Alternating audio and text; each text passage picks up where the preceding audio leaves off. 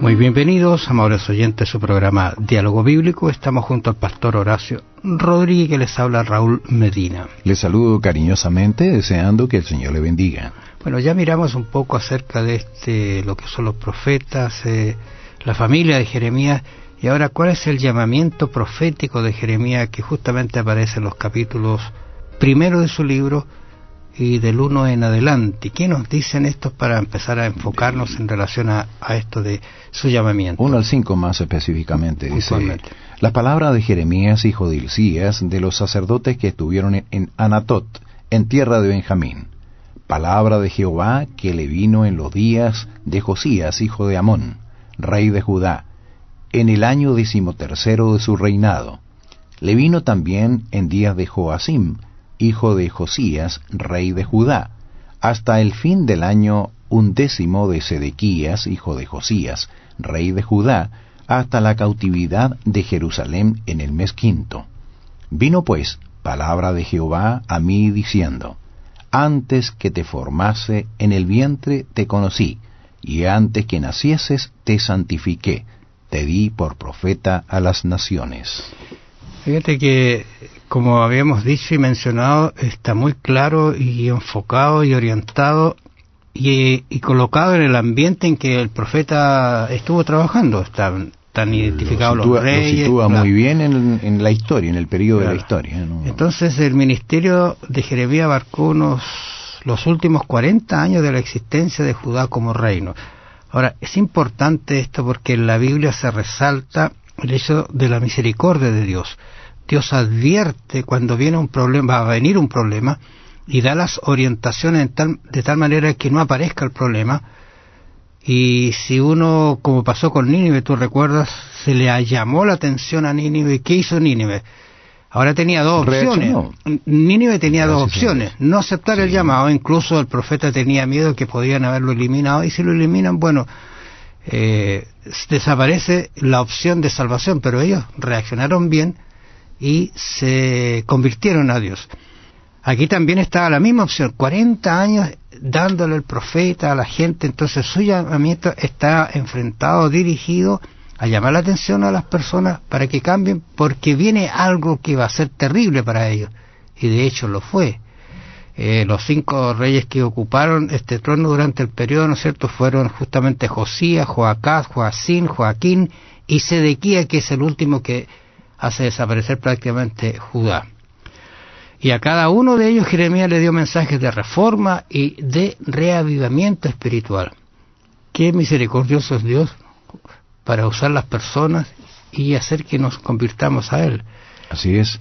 Ahora, el llamamiento profético de Jeremías, recordemos, ocurrió antes del nacimiento de él. Dios lo separó desde el vientre de su madre. Ahora fíjate, el separar, ser santo, recordemos que ser santo significa ser separado, apartado para un uso sagrado. Para un uso sagrado. Bueno, creo que en ese sentido todos nosotros hemos sido llamados a ser santos. Santo no es una persona que nunca ha pecado y que permanece puro, porque no hay ningún caso, podríamos decirlo así, de que alguien, solamente Jesús es un caso extraordinario, solamente Jesús es el único que podemos decir que nunca pecó. Todos los demás necesitamos la sangre de Jesús para presentarnos ante el Padre, necesitamos los méritos de Cristo. Entonces, tenemos que decir de que todo profeta fue llamado a ser santo, a ser apartado para un uso sagrado. Tenía que estar al servicio de Dios. Y como lo hemos dicho y repetido, él debía llevar el mensaje que Dios le entregaba. No debía agregar ni quitar absolutamente nada.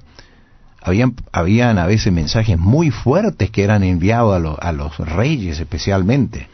Recordemos, por ejemplo, el caso de Juan el Bautista. Juan el Bautista le dijo claramente su situación, la situación que estaba, claro, que tenía que hacer cambios en esto. Claro, Herodes estaba conviviendo con la esposa de su hermano Felipe, y él se lo dijo claramente que eso no estaba bien. Y se granjeó la enemistad de Herodías, y ella hasta que logró que le cortaran la cabeza. Entonces, todos los profetas debían decir lo que el Señor les mandaba decir y no podían suavizar el mensaje. Entonces, aquí el profeta Jeremías fue llamado desde su nacimiento y tenía esto.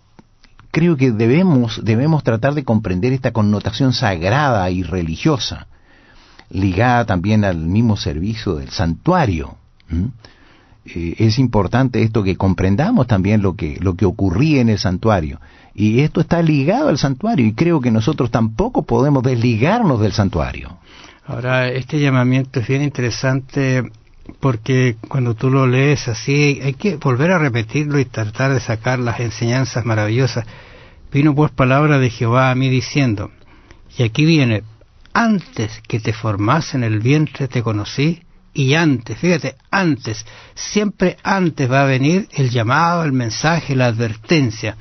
Estoy recordando el incidente de San Juan 1:45, cuando parte San Juan hablando acerca de Jesús, de su relato.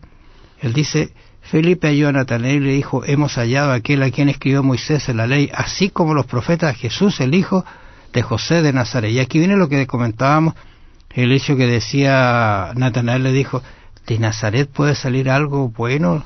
Le dijo Felipe, ven y ve. No le explicó. Imagínate, el prejuicio siempre está presente, ¿eh?